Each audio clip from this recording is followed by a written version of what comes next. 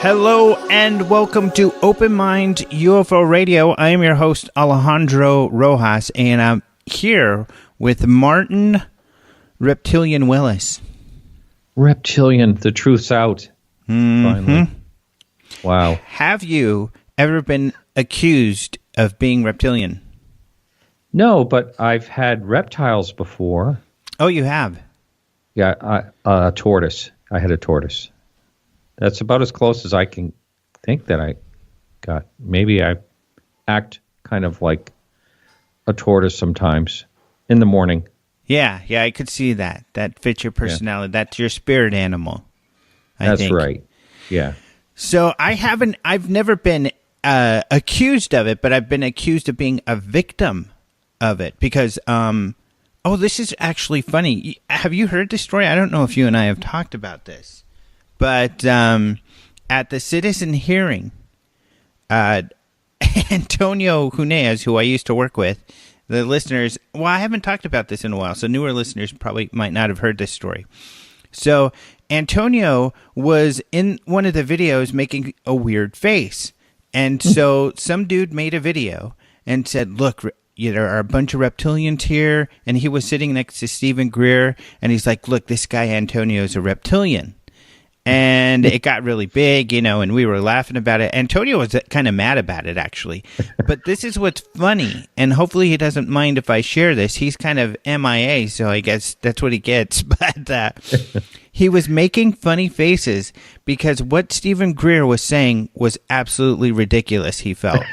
And he and I have very similar perspectives. So he was getting things wrong, some of the facts wrong and everything. So Antonio was feeling really uncomfortable because what Greer was saying, and he was sitting right next to him. So he was kind of like trying not to roll his eyes, but he was like fidgeting and making funny faces. And that's why he was making funny faces.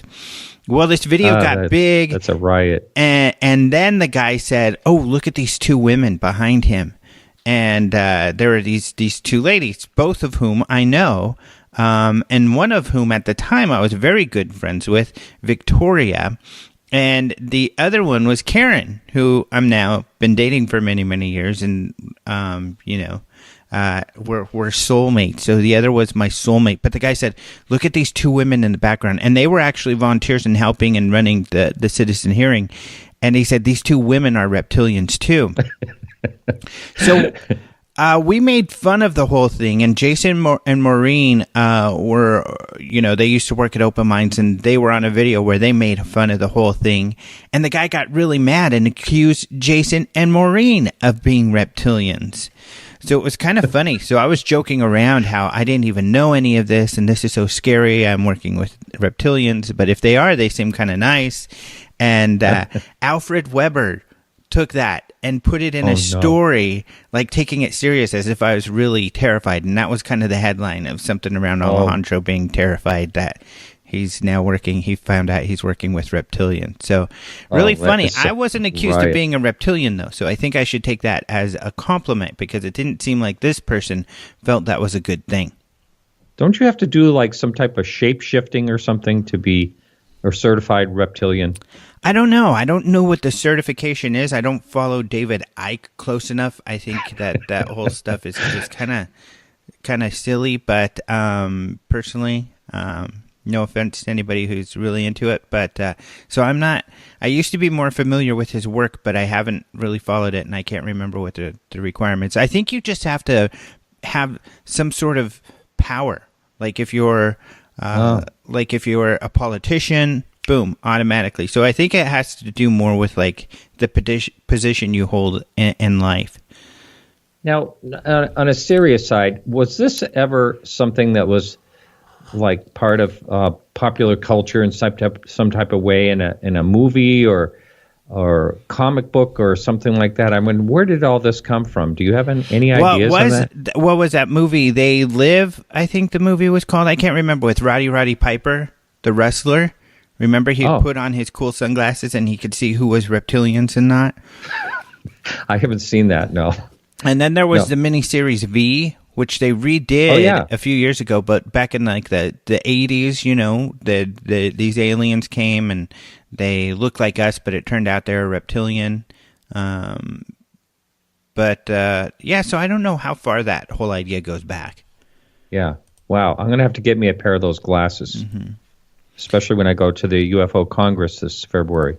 Yeah, for sure. So I'm gathering, though, that you're denying that you are not a reptilian.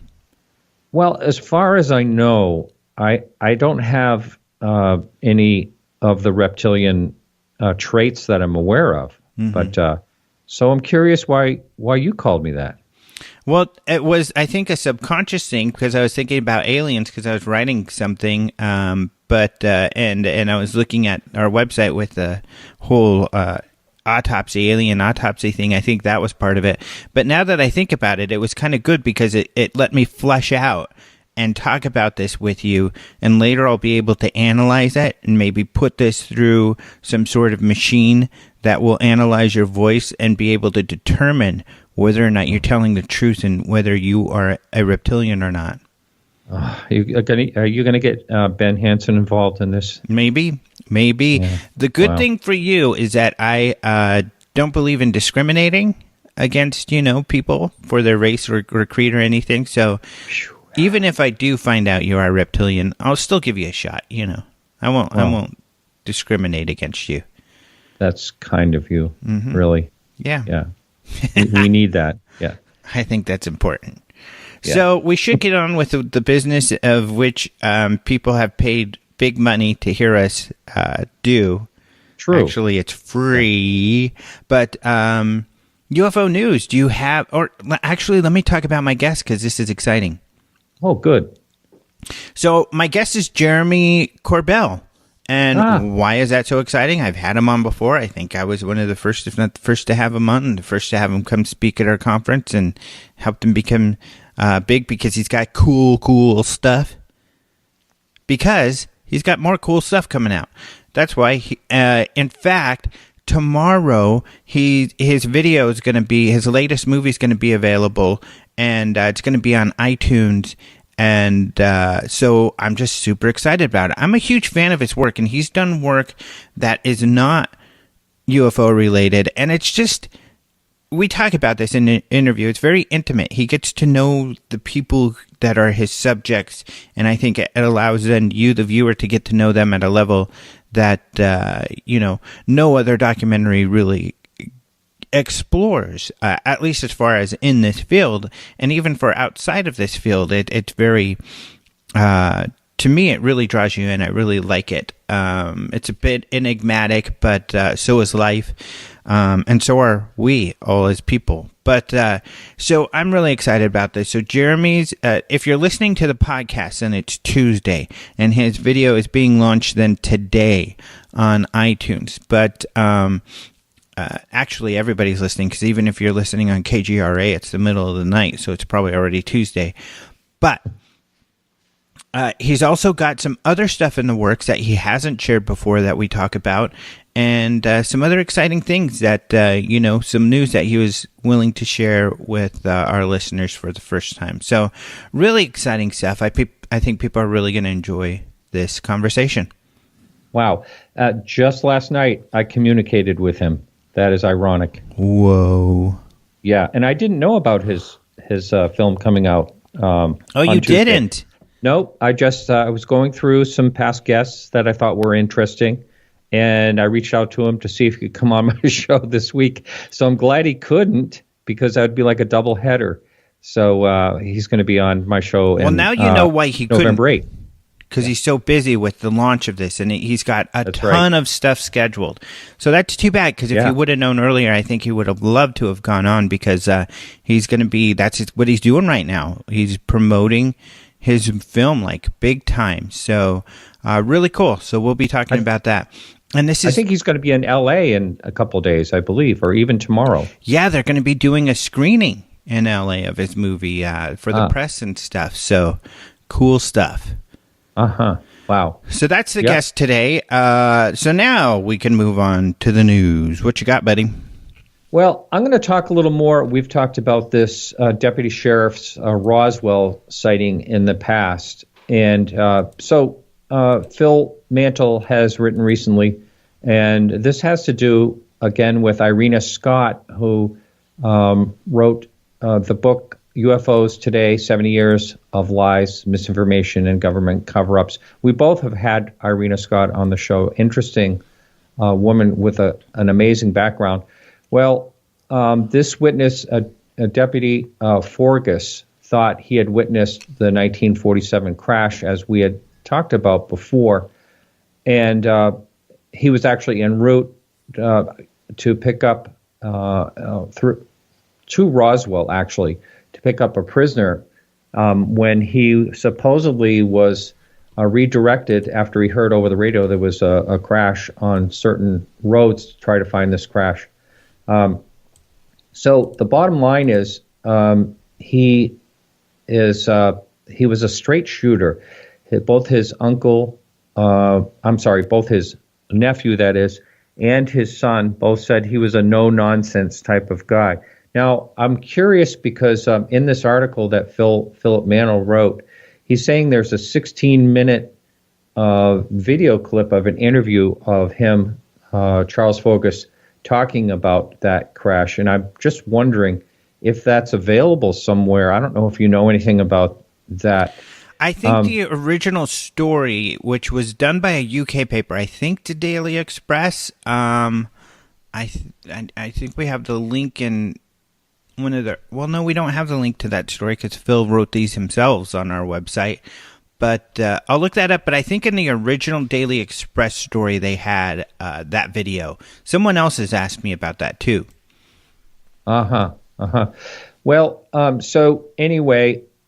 basically the bottom line is there's still some discrepancies, but Phil was trying to straighten most of that out. He did say, he also did admit that there were discrepancies in the testimony on the tape as far as what supposedly happened at Roswell. But, he does mention that a Roswell investigator called Deputy Forgas as a lie of that this happened, but he most likely saw something happen, according to his son, who believes in his story, and his nephew. Yeah, so I think Philip was really excited about this news, and he wrote the story, which is great, and of course we are super, super grateful for it. But it doesn't really change anything, and the problem is the discrepancies are so huge. I mean, he didn't become a deputy. I think Chase Kletsky, who we've both had on the show, you just had her recently, she helped investigate this, and her team, and they discovered he wasn't a deputy until 1953, which is the earliest this event could have taken place.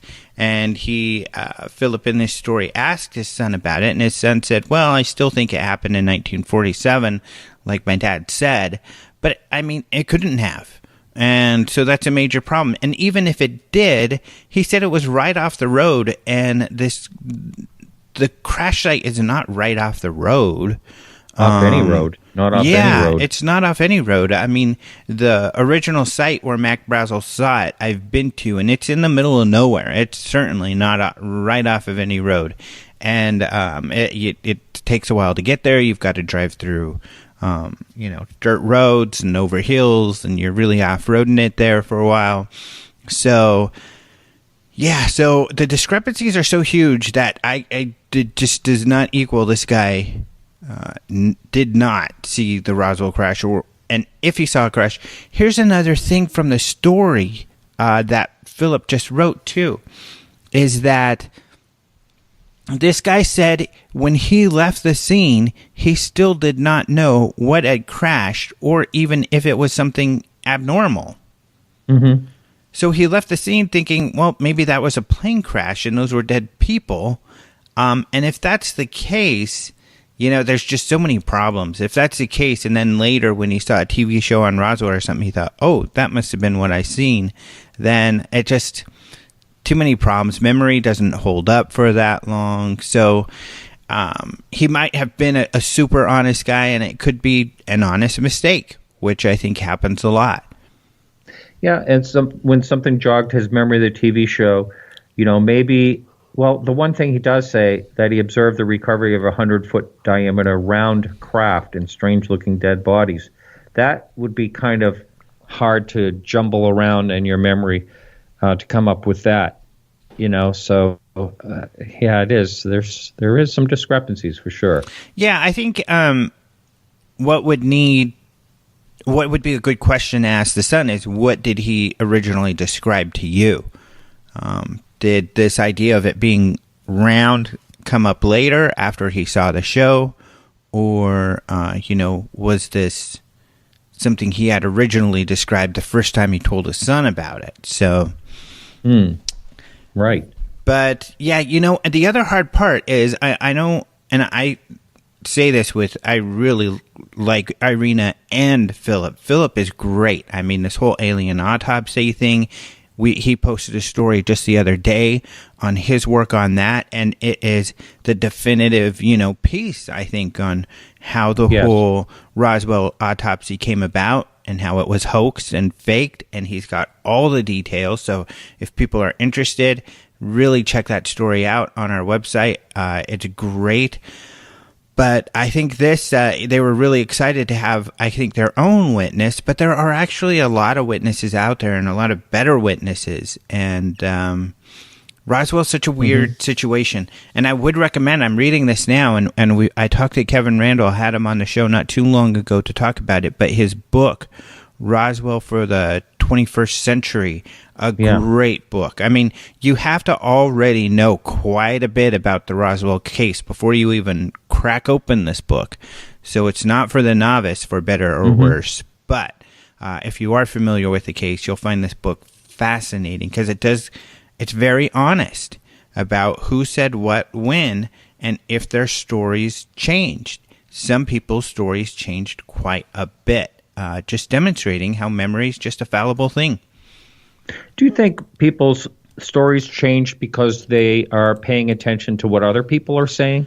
Largely. I think there's a whole bunch of different things that happen. I think that happens. And, there's tons of studies that show once you hear someone else's account of something that you witnessed, your memory changes.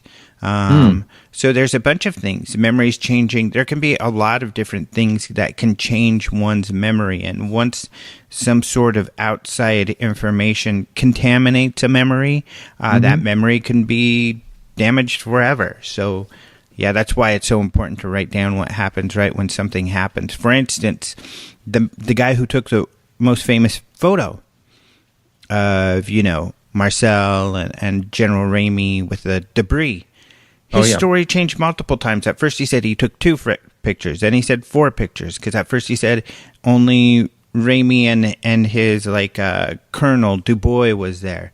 And he said Marcel wasn't there. Then he changed the story. Oh, Marcel was there. Then the weather guy was there. Then the weather guy wasn't there. His memory kept changing.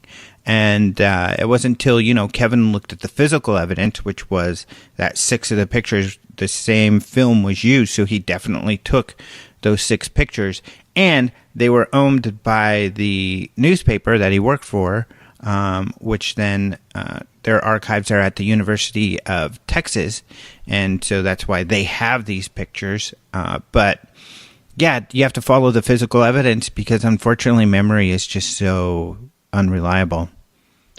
I've actually realized this was fairly recently because we've been talking about this a little bit, about the memory thing. And that I combine 2 different events, has nothing to do with UFOs. Really? But in my personal life, it was like I was confused about something that happened and realized that I combined 2 different separate situations. So, and I think that can happen. I mean, it happened with me, so I think that can happen with anyone. So this could be the case of the sheriff. He might be sort of combining two different things that happened, or just, it sounds like he may have combined with what he was watching on TV with what he saw, and just an honest mistake, not something that he was just trying to do. Yeah. Yep. It's interesting how that happens. Yep. So unfortunate, but that's the way it goes. So yeah, the other thing we mentioned was the definitive thing around the Roswell autopsy that Philip Mantle wrote, so people can check that out. That's really cool too. Some of the interesting parts, this is kind of the crux of it. I don't know if you were able to take a look at it, but this Malaris guy, so he talks about Santilli. He's the trickster. He's the one who keeps faking stuff. And even recently, we put in a story how he tried to fake out this UK media and say, oh, look, here's a piece of the real film. And it was quickly discovered by one of our readers and confirmed by the Daily Express that was not the case. But so this guy's tricky. He went to Malaris in the first place and said, oh, look, I have this real film from 1947 of an alien abduction. He showed it to Malaris, and Malaris said, this isn't film, this is video. And he says Santilli was embarrassed because he was busted. And he was like, oh, okay, yeah, it's video. How did you know? And, so they talked about it. And so he said, okay. And he left. And he was embarrassed because he was... So Malaris got in touch with his friend John Humphreys, a special effects guy or artist, and said, hey, the Santilli guy tried to fake me out, but we should really do this. We should really make a film that looks like it's 1947, see if we can make it look real and make a real abduction film. And so he said, okay. And so they decided to do this because they were like, it would be fun to try to really, and they decided they would do a documentary about how they did it, about how it was real and how they found this film from 1947. And then they do a second documentary saying, we're just kidding, and here's how we faked it. So they went to Santilli and they said, hey, we like your idea of making this hoax video, and we would like to do it, but make it look really like film and do a better job. And he said, okay. So he even shows the drawings. The idea of how the alien looks is completely out of Malaris's and John Humphrey's imagination. Yeah, I love those drawings. Yeah, it was not based on any original film at all. The original film, as far as anybody can tell, did not exist. And so Santilli's story of that the film was based off of that is completely false. And they can demonstrate that. You can see those drawings where they're coming up with the alien and what it would look like. So really interesting story, but he's got the whole timeline and everything that happened there on the story. Yeah. I remember I was not really that interested in UFOs or anything at the time when this came out, and it was on I forgot what news. It was on a regular news channel, and I remember watching. It was all over. God. Yeah, thinking, wow, and so it really happened. I thought it was a genuine thing, but the funny thing is I just went about my day like everything's okay, even though I had that knowledge. Wow. Yeah. You weird kid. Well, you're reptilian, so you know what was going on. Yeah, I knew what was happening. Yeah. Just a couple other stories I wanted to talk to people about. Yeah, maybe next time we could talk about it. But yeah, there's a video of a UFO over Yellowstone. I don't know. It's okay, I guess. But there's also Elon Musk talking about a singularity and kind of this matrix idea of how aliens have us in a matrix. I don't know how serious he is, but he was talking about that recently. And then the alien megastructure. We haven't talked about that in a while, but there's another theory about what that tabby star that is dimming and pulsing at irregular patterns, which some people have thought maybe it's an alien spacecraft or a city or megastructure that's blocking their sun. There's more theories about what that might be as well. Who is coming up with these theories? Is it Is it a science-based theory? Oh, yeah, these are scientists. That's good to hear. All right, well, thank you very much. You have a good week. Same to you, buddy. After this break, we'll talk to Jeremy Corbell.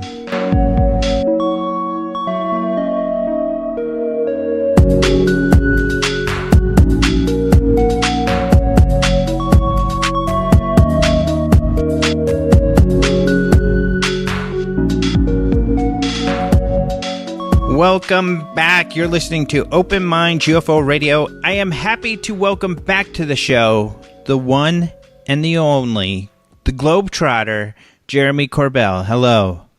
Hi, Alejandro. Thank you so much for having me on again. Yeah, thanks for being on again. It's exciting. You got a lot of cool stuff going on right now. It's a wild world out there. So the first thing I want to say is that talk about is just because this is such a huge coincidence. You have been globetrotting. You've been, like, I guess, in Europe lately. And I think the first thing I saw was you took this picture inside of a ruin bar. And I was like, oh, my gosh, I was hanging out, like, in that exact room. And for people who don't know, you know, in Budapest, they have these bars that are essentially buildings that are just, like, kind of all run down. They look like ruins. And so they built all these bars with tons of different rooms in them. And what's funny is the picture you took is the exact picture we ended up hanging out, or a place we hung out in. That's amazing. Yeah, it's what an art installation that is. It is just this immediate clash, you know, within your eyes of these really cool little environments as you walk through this maze of different bars and people. It was something spectacular. When I saw your text that you had just been there, I thought that was so cool. I started my trip all around Europe basically to promote Patient 17, but the main thing that happened was I got offered a premiere at the National Museum of Denmark, and also to give a 2-hour talk for Patient 17. So that was just such a spectacular opportunity. It was so beautiful, and the people there that hosted me, Exopolitics Denmark, they were just amazing. The guy Freddie was the main guy. Just what a cool experience. My mom came with me all through Europe as I did this tour. Oh, cool. So they arranged for you to do these talks around Denmark, I guess, then? No, they arranged for the premiere, the European premiere of my film Patient 17 at the National Museum in Denmark, and then to have me talk. And then it just so happened it was an opportunity to travel with my mom just all around Europe, and we got city to city and met up with other people interested in UFOs, and people would reach out as I entered a country and would take me around. There's a friend of mine in Amsterdam named Alex, and we've only spoke about UFOs via, online and Skype, and we got to meet in person, and he took us all around. Mm-hmm. So what were some of the places you got to go to? Oh my gosh. So it was Denmark, and then went to Germany, Berlin, drove all the way down Berlin through Bamberg, which is this ancient city town in Germany. And then we actually landed in Oktoberfest in Munich, which was amazing. Then over to Amsterdam, and from Amsterdam, I think we went to Budapest, Vienna. It was wild. Awesome. That sounds super cool. And I want to get back to Patient 17 because this is the important stuff going on right now. But I did want to ask you about something else. And I think I forgot to tell you a little bit of business before we started rolling, but that's okay. We've got about 20 minutes, and then we'll take a short break and come back for about another 20. But my question is this. You've been doing some stuff with the Skinwalker Ranch. So how did that start up, and what's involved with this project? Right. Yeah. I think it's, no secret at this point that George Knapp has been an incredible mentor to me over the years to help facilitate as I go into these investigations. And obviously, he and Colin Kelleher wrote the book on Skinwalker Ranch, Hunt for the Skinwalker. So we started talking over all these years, and as you probably are aware, there was a change of ownership in the ranch, and Bigelow no longer owns the ranch. This really opened opportunities for these silence agreements to be breached. And so we're able now to go through all this archive of footage and everything that George has collected, and the other scientists working there for years. And some of it over time were able to put out. So we created specifically for this project the website hunttheskinwalker.com. And this is like the Twilight Zone and Twin Peaks with a Clockwork Orange twist, man. It is wild. And so I've been able to have access and go not only to the ranch, but also to the adjacent areas and interview and speak and film with witnesses. And we've been doing this quietly for a long time now. We're just able to start publishing this information and data. And so that's what you're seeing through hunttheskinwalker.com. And there will be lots coming out, but at a nice, steady pace. Even when you go to the splash screen of the website, you see actual video footage from a mutilation that happened on the ranch. This is footage that has never been made public before. So there's an archive of information. Check it out. And it started because of the mentorship that I had with George Knapp. And we are so excited to get this out there to people. Well, this is exciting. This is super cool. And I think a lot of people are going to be really excited about this because there have been some sort of investigations that have happened, but nothing like it's difficult for people from the outside to be able to come and then hang out in the area and experience something or record that. But you're having stuff that has never been seen before that comes from the ranch itself, right? I would say not even that, but additionally, this is the first time in history that the tribal members, the elders, have allowed for a journalist to actually film. I got to sleep in the high traffic area of the Skinwalker. You are not allowed to sleep out there. You're not allowed to camp out there. And I was given, kind of an escort, a guy who was really great and really helped us navigate. And he's a tribal member as well, and he was law enforcement. And we could go anywhere, do anything, film anything, and take it off the sovereign nation. And that's the first time in history. Other people have gone up and taken little snippets. We had official authorization. So I have to thank deeply the tribal members of the Ute Nation because they allowed this to happen, and I hope will continue to allow this to happen. We have incredible moments and interviews. And not only that, but the archive of information that has not allowed to be public before. If you read through the articles, it says contributor. I don't name people, but trust me, the people contributing to this site are well informed over a long period of time. Mm-hmm. So I'm guessing many people that were involved with Bigelow's group that investigated the National Institute of Discovery Sciences. Yeah, this website is very well informed, so continue to watch it and read the articles and just know that it's not something we're pulling out of the air. This is from studies done in the area. And I have to say, I'm obligated to say, you may not go to Skinwalker Ranch unless you have invitation. It is not only a sovereign nation, but additionally it is private property. And to harass any of the neighbors and to go up there, you're going to be on the wrong end of a shotgun if you do that. They take their sovereignty very seriously. And even with the proper paperwork, we were questioned by the tribal police and law enforcement. And that was personally the most wild experience I had while going there and doing investigations was the warning I got from one of the tribal officers. So anyway, don't go there. Right. It's funny. There was some guy that went there and sent us a little bit of video of him being followed by a truck because essentially he was on private property and he ran off the land and he thought this was mysterious. And it's like, no, I mean, you were ran off the land by this guy who owns it. That's not mysterious at all. And you could get and you should get in trouble for that. You can't go onto private property. It is such an invasion of privacy. I live very remotely and rurally, and it is a major thing to step on or near somebody's property line, and that's their livelihood and where they live and everybody that lives around the ranch. And remember, it's not just the ranch. The ranch is scientifically the most studied hotspot for activity of what we call the phenomena anywhere in the world at any time. But the entire Uinta Basin has a rich history going back hundreds, if not thousands of years with this type of phenomena. So you don't need to go to the gates of the ranch and be that idiot tourist messing with people's private property. You can just go to Fort Duchesne And that area has always been a hub, a hotspot, both from a military side as well as from totally undescribable events that are crazier than science fiction or any horror movie you've ever watched. Mm-hmm. And anybody who's read the book knows that. So, absolutely. And they should read the book and get caught up, because what's coming next, they're going to need to have that back information prior.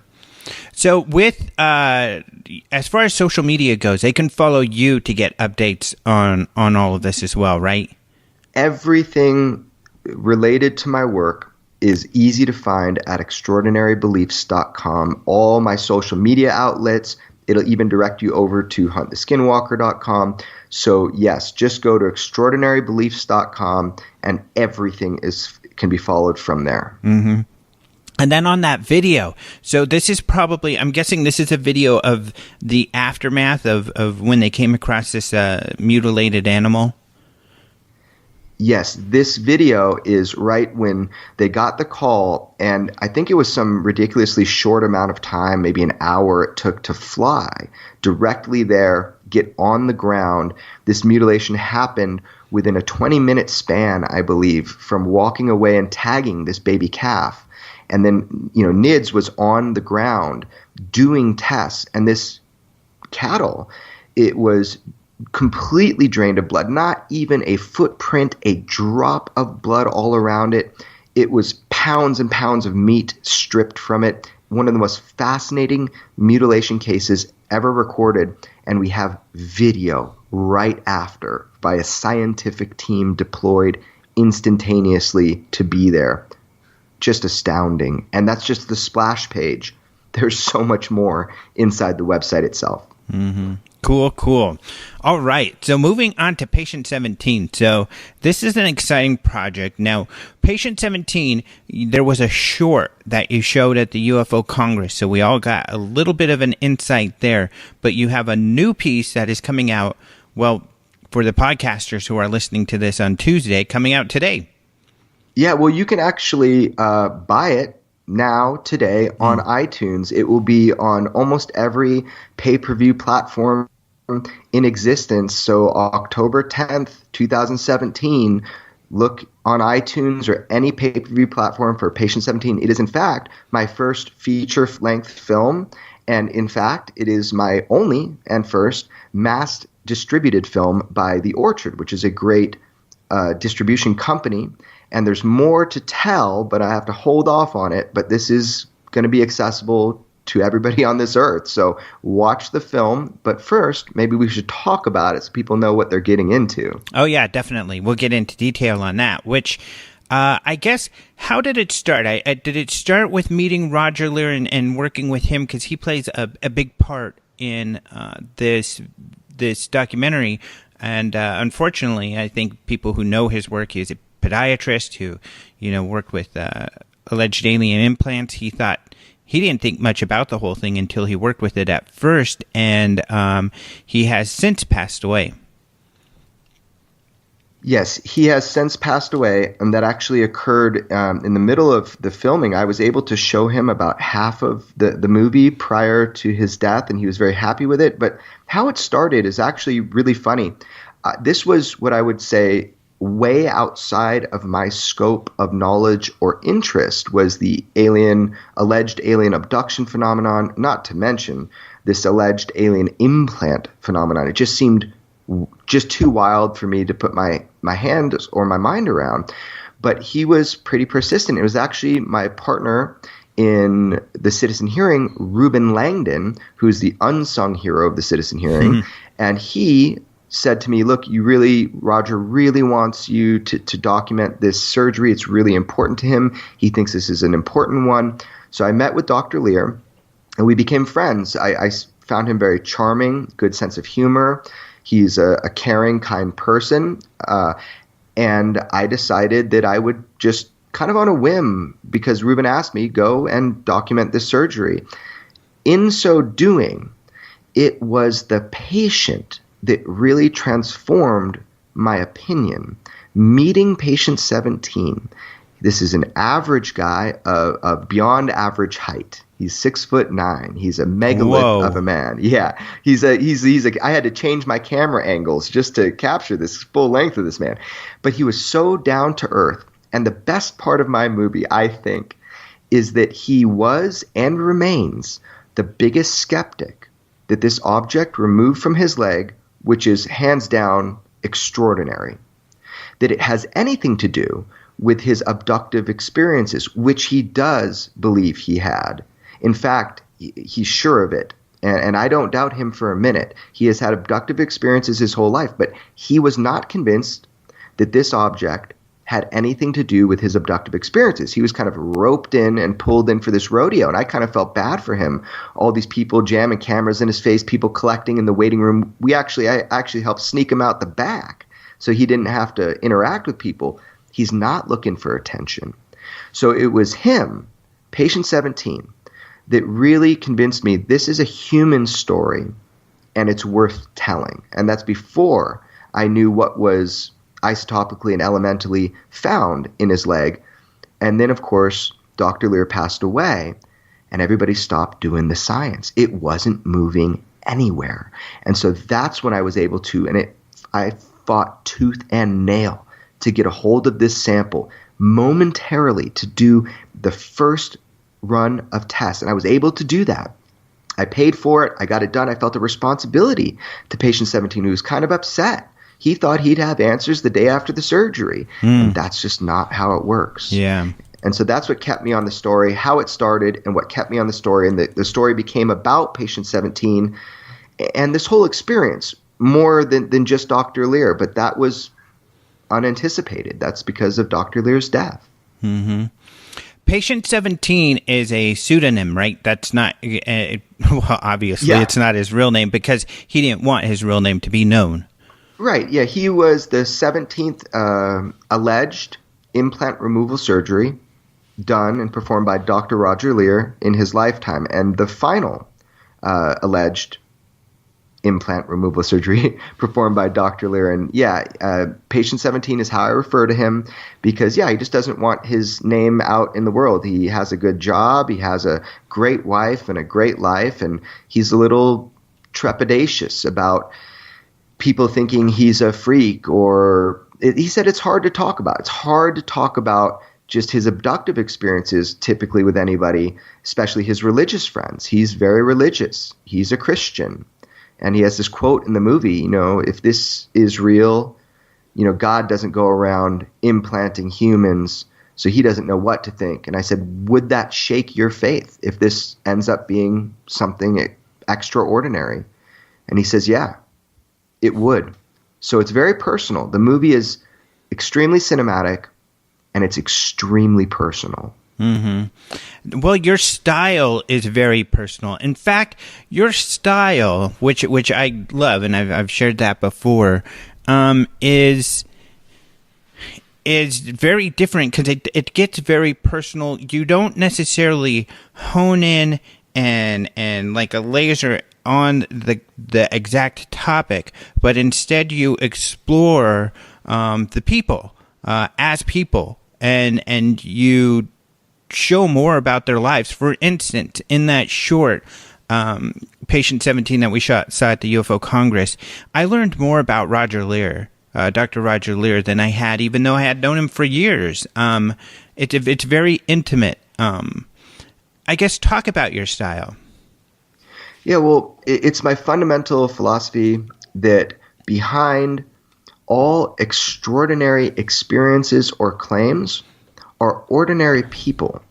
And so being able to look at an impression or an extraordinary idea, we first need to look at the human being and how they came, intelligent human beings, and how they came to those extraordinary ideas. This was the case with John Lear and the ongoing series that I'm working on with him. This was the case with Dr. Edgar Mitchell. And in fact, this is and was the case with Bob Lazar and the filmings that I've done with him. So these extraordinary claims and extraordinary just experiences that people talk about, you must understand how they came to these conclusions. And that is as telling and as interesting as anything out of this world. Mm-hmm. Like one of the things Lear is very passionate about, and you can tell, and a really moving scene is when he's working with or playing the organ. Maybe share a little bit about that, if you could. Sure. So, first of all, it's hard for people to really grasp this part, but I don't have a team of people. I work alone. So I film, edit, direct, sound engineer, audio engineer, colorize every piece, every frame of footage that you see coming from me. So I've filmed a lot, and then I've edited and put out what I can as a single human working on these projects. Now, going into Dr. Roger Lear, I like to use visual and metaphor to help the audience go on the same journey of discovery that I went on in going through this. So to understand Dr. Lear, I said, well, what is your passion outside of your surgeries and the medical things we know about you? He says, well, I've always loved the Wurlitzer organ. And in fact, there's only a few in the world where the buildings were built around these machines. And inside the corridors of these buildings are the mechanical mechanisms that actually make the sound. And he's like, there's one in Santa Barbara. I go up there once in a while, about once a month. Would you like to join me? I said, oh, hell yeah, I want to join you. So again, I went with my mom, and we went up there, my mom and my dad, actually. And we went up there and had lunch with Dr. Lear, Dr. Roger Lear, and he showed me. And I actually recorded a bunch of his music. So I actually have a few hours of him just playing the Wurlitzer organ. And it's this impressive machine that ended up being this kind of Wizard of Oz metaphor for opening the door into the extraordinary. But seeing him play that, and he even plays, there's this little snippet at the very, very end of my movie, if you wait past the black, and he plays the tones that come from the movie Close Encounters. So I thought that was pretty cool. That is cool.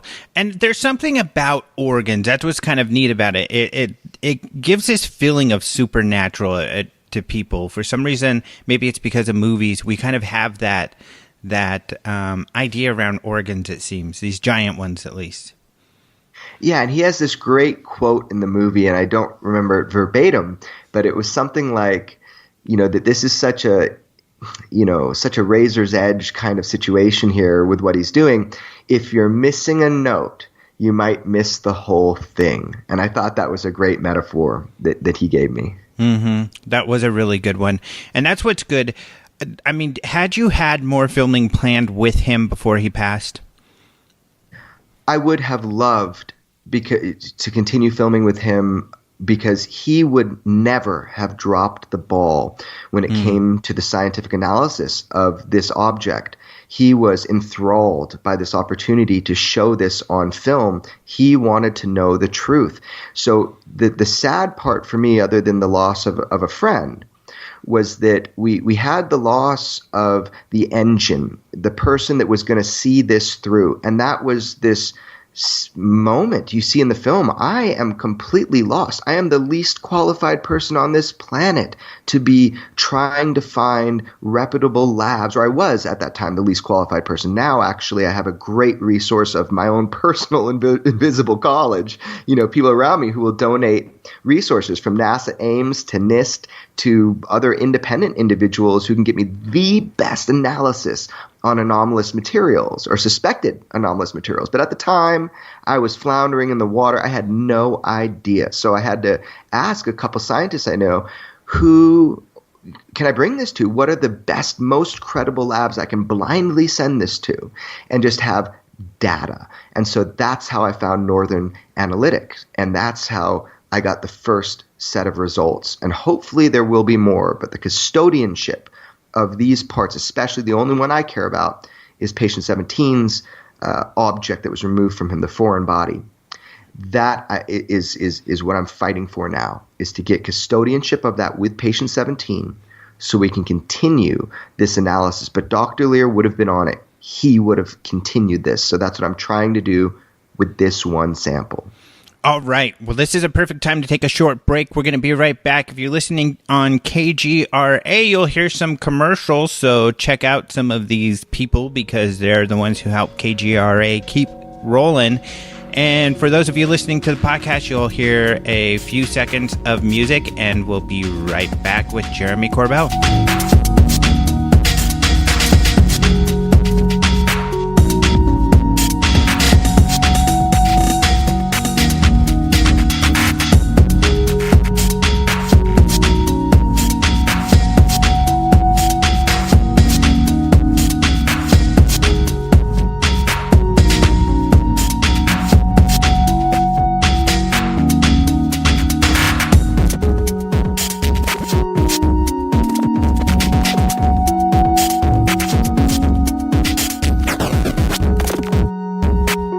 Welcome back. You're listening to Open Minds UFO Radio, and today I am speaking with Jeremy Corbell, who always has these really interesting projects going on, and it's part of the way you release them, but I think it's the way you like it, and I think it's fun too, is there's often mystery around your releases. Like, people aren't completely sure where you're headed, and so but it causes this anticipation and kind of trepidation until boom, they get the information and they're like, holy cow.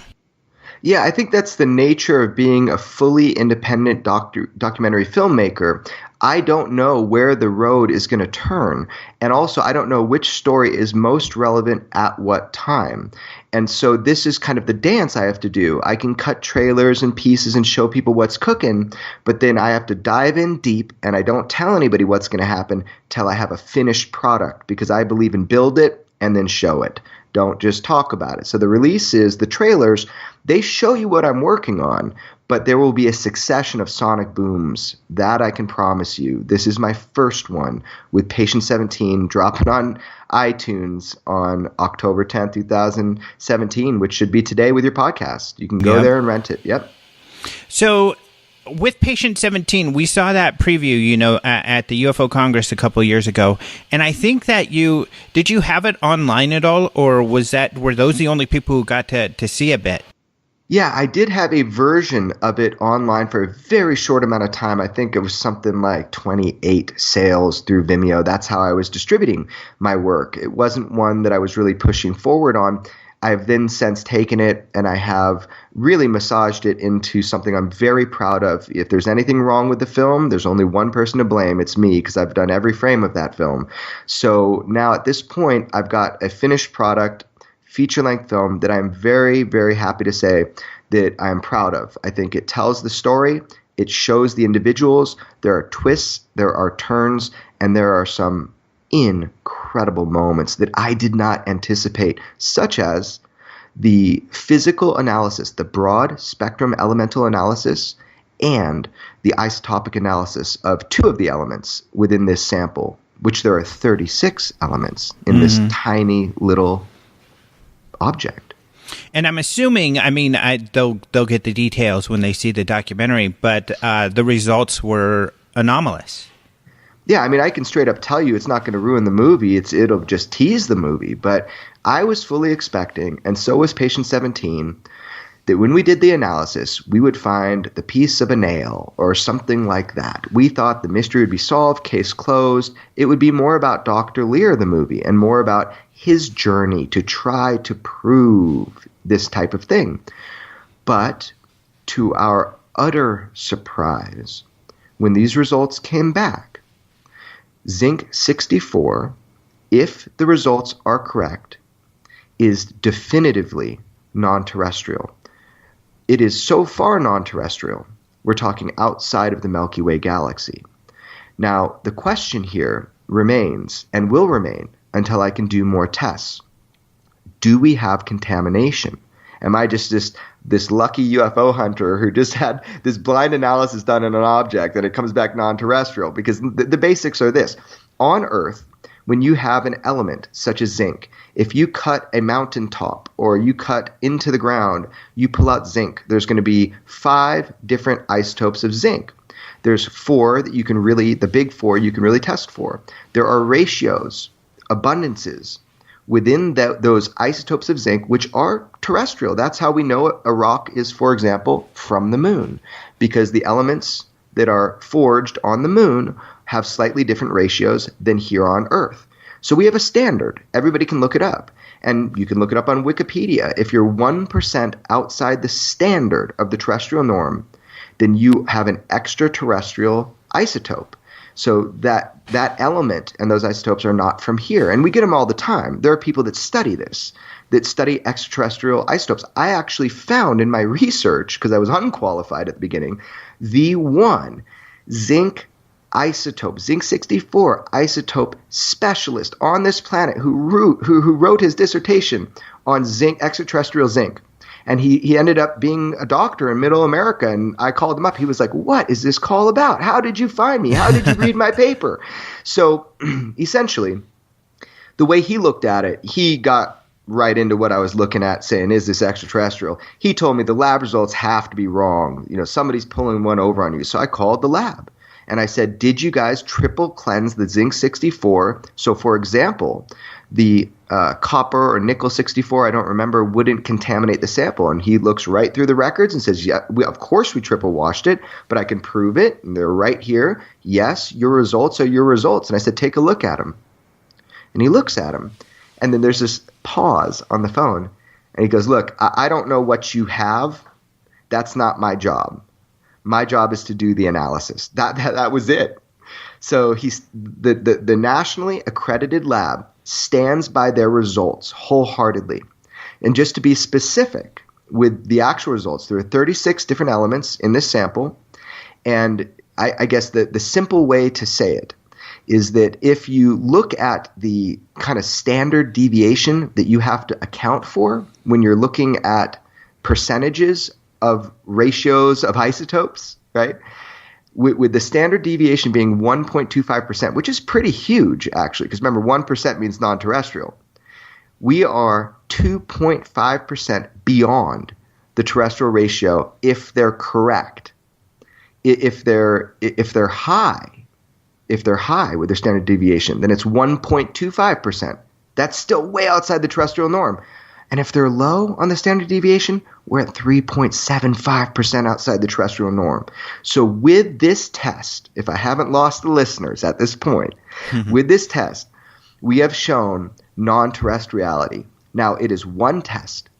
I just spoke with Jacques Vallée about this. He came to my ranch. We were able to talk about the results because he's studying 15 different samples that he has collected over the years from alleged crashes, okay, that also have spectacular results to them scientifically. He and I were both astounded by this result. And the deal is, I need to get the sample back in order to do 2 more tests to eliminate the idea of cross-contamination, although the lab is sure that there's not. And the sample you no longer have in your possession?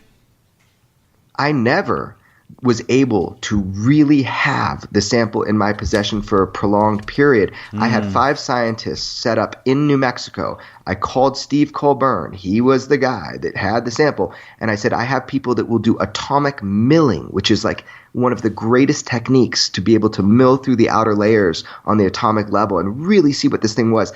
And I stood there waiting for that FedEx that never came with a whole team of scientists. So finally, after badgering, patient 17 and I, he's a big guy, remember, we were able to send off a piece of the sample to Northern Analytic and get our first set of data. Now, it is a destructive test, but there is enough sample left. There is enough sample left to do more tests. So that's our next fight. As this movie comes out, I hope it puts pressure on the situation and we're able to get the sample back from Steve. Because the way I feel about it, it was taken out of patient 17's leg. It's his sample. Mm-hmm. Yeah, agreed. Now, I'm assuming that you're going to have some experts in the documentary to speak to some of this. And if so, I guess, what are the credentials of some of these guys? Well, what's funny is my approach to this film was to really take people who this is their wheelhouse, who, have an investment in this. They want to believe. And why I did that was because most of the experts that I brought this information to, they wouldn't go on camera. So, for example, I talked with a nanophysicist who deals with elements and isotopes at NASA Ames. He was unwilling to go on record, but did say that more tests definitely needed to be done. I went to the head meteorite specialist at UCLA. He runs the Meteorite Museum.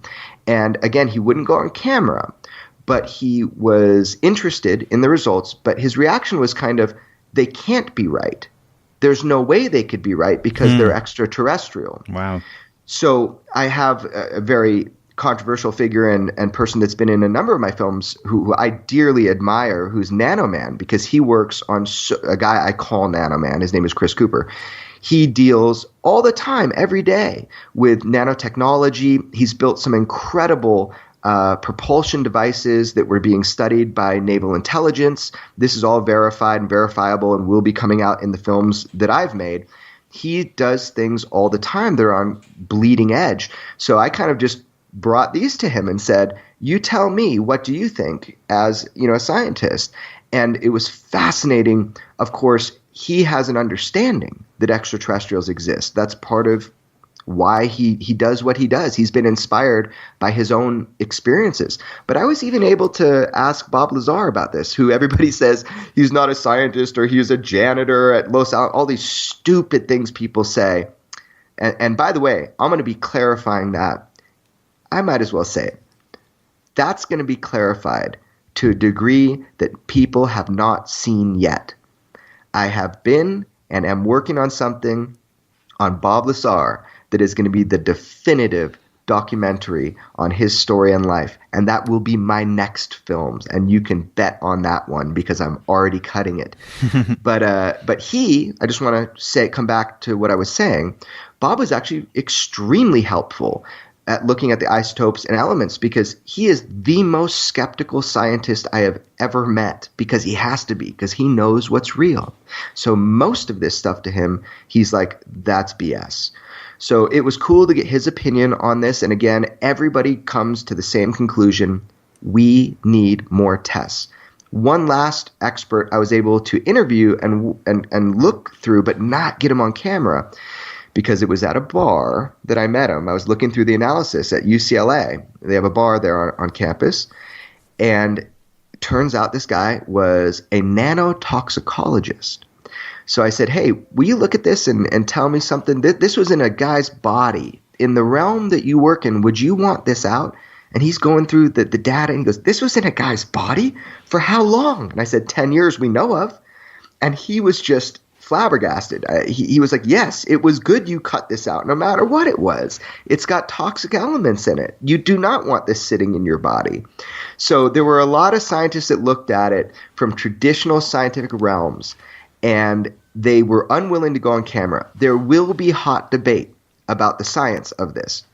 I was able to talk to Frank Kimball. Actually, I think you, Alejandro, hooked me up with Frank Kimball to look at it. Mm-hmm. And he thought it was pretty prosaic. He didn't see anything real extraordinary in it and told me his reasons why, but those are absolutely conflicting with other scientists. So I expect a big debate to go on about these results, and I will, upon launch of the movie, just let the data flow. I'll just put it out there and let people mark their opinions. But no matter what, we need to do more tests. So that's my aim after the release of my movie, which is now. Mm-hmm.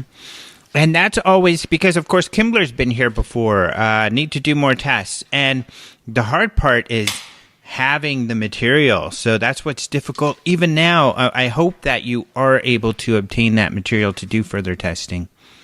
I've got a puncher's chance, man, because Good. I know who has it. I know where it is, and I got a 6'9" friend willing to go get it with me. Well, that's cool too. And you say friend, and because, like you just mentioned it, I couldn't mention it before, but the Bob Lazar piece. What's exciting, and I didn't get all excited because you had told me previously you were doing this, but what's great about your pieces is that you do get so intimate, and it seems like you even kind of. For the most part, I've only seen maybe one character, and it's in this, if I can say, that maybe you weren't enamored with, but you get enamored with your subjects, and you can feel that in the film. But what's great about that is it gives the viewer a better look at who this person is. And I feel you walk away from your films really having a better understanding inside the psyche of these people. You got to know the ordinary person to understand their extraordinary conclusions. And that is my one primary aim of my film. There's two. The first and utmost primary aim of any of my documentary films is to uplift the visual aesthetic. After doing that, I try to really zone in on the human story so you get to know these ordinary people with extraordinary claims. And just for the record, I do not ever point my camera at somebody who I don't believe, or I don't believe they believe what they're saying. So charlatans, crooks, thieves, and liars. I don't point my camera at them. And also, I have a no douchebag policy. So if I don't like you, I'm definitely not telling your story.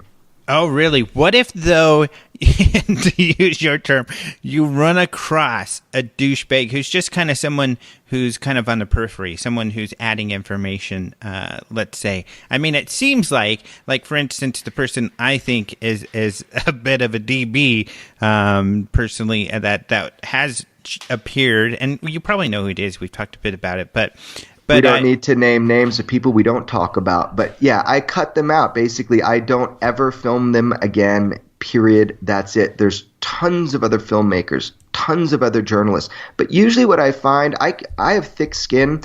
People, when I say I have a no douchebag policy, people basically, it's not if they're kind of scratchy, or if they're just kind of bad tempered. I can deal with that. I get along with just about anybody.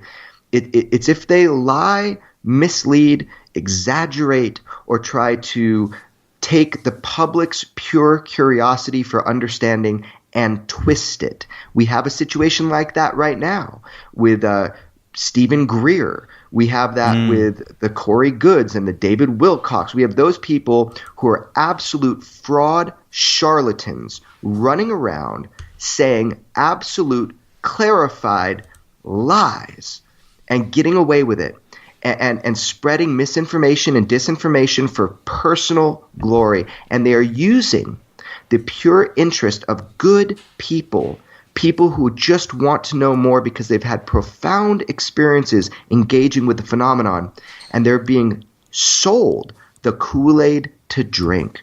And it is just deplorable, and that is something we have to fight against. Noise is the new black, man. And there is a bigger game being played with disinformation and distortion right now. And nobody is free from that type of influence. Nobody. And it's just one of the many veils that seem to kind of fall upon this topic. It's a deep thing, disinformation. It's a real thing. You see that with the reemergence of Richard Doty as the star witness in Greer's last film, which is ridiculous. I mean, I sat there with Jacques Vallée. Mm-hmm. He's seeing it for the first time, that little clip. He turns to me and says, there is no way that that's Richard Doty as a star witness in a film today. And I said, Jacques, I told you it is worse than you thought. So this is the problem that we run into right now, and we need to be prepared for. Yeah, I agree with you. I mean, that's our policy at the conference, is that we don't knowingly put anybody on who is a charlatan. Of course, there are times, I don't know if we've ran across it where we've found out otherwise afterwards. We did run across it a bit with someone not claiming their correct credentials at the last conference. But it's going to happen. We're in the world of UFOs and extraterrestrials. I mean, this is a world that charlatans gravitate towards, and every individual needs to use their huge bullshit meter that they're born with and make sure that they vet for themselves, question everything. Mm-hmm. Everything. And look, we learned this from Jacques Vallée. We learned this from him, back in the day. Origin, reinforcement, and manipulation. Origin being, we don't know where these things come from. Everybody claims to know. We don't really know. Mm-hmm. The only one singular thing we know for a fact that has been proven scientifically about UFOs is that they represent a huge amount, an extraordinary amount of energy in a really small amount of space. That is literally the only one thing that we know about UFOs. And then, of course, from Jacques, we also know about reinforcement He talked about the control system. We know that the appearances and manipulation of these visitations, that there is a pattern of reinforcement that appear to be one of education. So we know that. And then we also know that manipulation, that UFO disinformation is real, and that is a threat to our true understanding of the phenomenon. Mm-hmm. Agreed. Now, finally, we've only got a little more than a minute left, but Patient 17, like in the piece, you got to know him too, and he's a more of a difficult person to get to know. He's kind of like, seems like he's a very strong willed person who is kind of lays it out. But what's interesting, he's not your typical abductee or someone who believes they've had these experiences. And that's what's interesting about him is, I guess, what convinced him, or what were his experiences that made him feel he was going through this? Well, he is very clear that his abductive experiences are real. He has had very tangible from childhood experiences where he would be found naked outside his house as a child, where he could not even reach the lock on his door from the inside with his family. So there's all these experiences that he's had that he knew were real. So when it was suggested to him that this thing in his leg might be related to that, he went along with it. Now, his eyes got as big as flying saucers when he saw the Gauss meter response, which is basically if you run it over a battery, it will, emit. But again, Dr. Roger Lear, for how much I love him, he was using a stud finder on the man. I found that like hilarious. And he was misusing a stud finder. I've done construction. So there are some humorous moments in the film. For as much as I love Dr. Lear, there are humorous moments as you go into it. But Patient 17, that's what sold me on making this movie. The movie is about him, about his journey. And he is something to behold. He is a really fascinating character and individual. So, watch the movie. It's my first big one. I'm very excited, everybody. I mean, check it out. I'm proud of this movie. You're going to enjoy it. And there's going to be, I like to say small incision, big mystery. There's going to be a lot of questions after the film. And I do seek to answer them if I can. I'm really excited about it. I think he came across as very, very credible in the short. The pieces with Dr. Lear were great in the short, so I'm excited to see more. So I'm excited for every single one of your films. So I'm very excited about this one. And of course, as usual, people can go to extraordinarybeliefs.com to get all of your stuff, including your EBE award-winning Cosmic Whistleblower. So you're short with Bob Lazar. That's right. That was so cool, man. The EBE. That I think I've got 2 from you guys now. So both are short films. One day I hope to get a feature with you guys because you really push the envelope with open minds. You really let people know what's going on, and you guys are fair and you are balanced. And when you tell stories, I'm always reading them. Well, thank you so much, and I think that there's going to be a great response. I'm so excited for it, not just for people to see it, but the response. It's always good, too, because the people out there who are actually doing real work keep everything rolling, A lot of people will say there's nothing new going on, but you're one of the people out there creating stuff and making stuff happen. So thank you for doing that, and thanks for being on the show again. No problem. And just last word, just want to say what's cool about this movie is you can watch it with your family, people that know nothing about the UFO topic. That's what I tried to do, is make this film accessible. So that was the goal. Anybody can watch it. You just don't need to be into UFOs to watch this film. Awesome. That's always a good angle to take. All right. Well, thanks, man. Thank you very much. Well, I lost track of time a little bit there, so we've gone a little over. I've got literally 1 minute. But you can check out Jeremy's stuff at extraordinarybeliefs.com. Really cool stuff. I also usually share it on Facebook and my Twitter as well, so you can follow me and keep up to speed on what Jeremy's up to. So we're lucky to have some news there. So this Bob Lazar thing looks really cool. Speaking of news, I did hear from Tom DeLonge, and today something should be launched, or very soon we should hear some more from him. And from what he tells me, it should be pretty extraordinary. extraordinary. Speaking of extraordinary beliefs, so we'll see. But thank you to Martin Willis of Podcast UFOs for the news. Remember, you can find that news at openminds.tv. Also, we have new speakers listed at ufocongress.com and new videos at the UFO Congress portal and a free trial, so you can watch those for free. Remember, you can find all that at ufocongress.com. Thank you all for listening. Until next time, adios, muchachos.